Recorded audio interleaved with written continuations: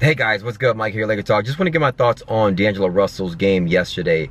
I know I recapped the full game against Portland in another video, but sometimes I got to make shorter videos like this just to go more in depth on individual players. So you'll probably see more videos like this. But yesterday in the recap, I said that D'Angelo Russell had a good game. People were confused, like he had actually a bad game. He shot 6 for 21, 0 for 9 from 3-point line. And then I went in on Julius Randle, who actually had a good game, 13 points and 13 boards. So people are like, why are you biased? Listen, there's a little bit of bias, but here's the reason why I'm not going in on D'Angelo and why I said he had a good game. I'll explain. One, I'm not going in on D'Angelo because, yes, true, I'm not focused on D'Angelo at the moment. Are there things that D'Angelo Russell can work on to improve? Of course. Sharing the ball is one of them, but that's not for right now. I'm not focused on that at the moment. Two, from what D'Angelo, where he's come to where I thought of him to where he is now is tenfold. He's improved tenfold, showing flashes of being a superstar, to coming in Summer League looking really good, establishing himself as a scoring leader, taking the offseason to stay in the gym and just put in a lot of work and come into training camp focused and ready to lead the Lakers and, you know, to be that scoring leader. So I love what I'm seeing out of D'Angelo Russell. So I'm not knocking him. The first preseason game, he had a poor game. I called him out on that.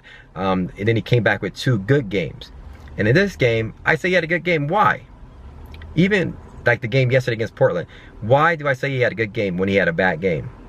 Because everybody was involved. Listen, D'Angelo Russell had 12 points, okay, shot poorly. If he had hit 2 to 3 more shots, just 2 to 3 more buckets, if 2 to 3 more of those shots would have fallen, and he had some chippies where they went in and out, and he had a lot of wide open looks, he would have ended up with 18 to 19 points, something like that.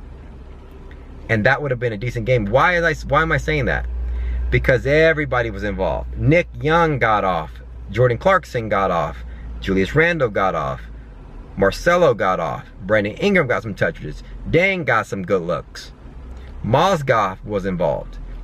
When everyone is involved on our squad, offensively, that translates into everybody being engaged defensively. And that's the key. That's why when D'Angelo went off for 33 points the night before against Denver, or a couple of games before, a couple of nights before, I was like, D'Angelo, it just seemed to me like he was shooting a little bit too much. And everyone was like, no, Mike, he was getting open looks. You got to take those looks. Here's my thing. I like when D'Angelo Russell has around 12 points going into the fourth quarter and everybody else is engaged.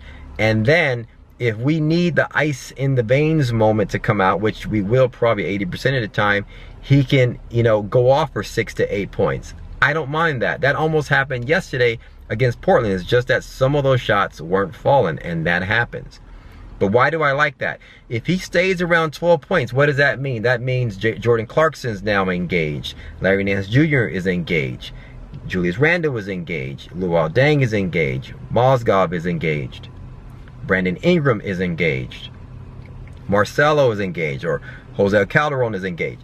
When those guys are Nick Young is when those guys are engaged, they're all locked in as a team on the defensive end.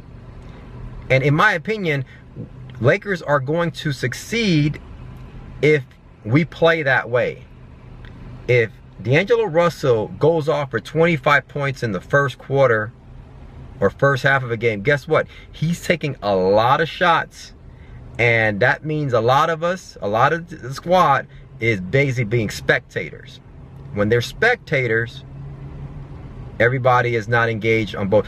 Listen, history has shown when Allen Iverson, with the exception of like one good year, took his team to the finals, when he's scoring 41 points, everybody else is like, right?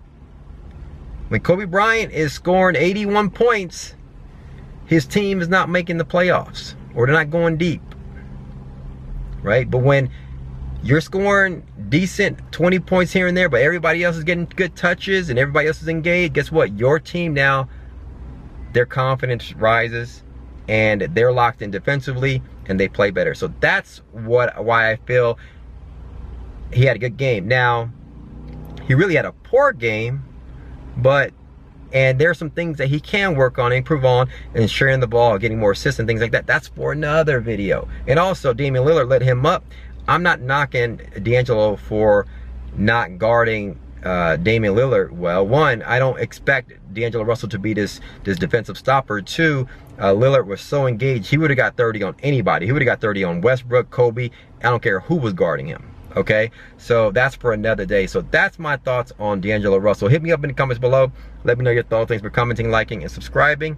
And as always, follow me on Twitter at MikeSportsLA. Talk soon. Peace.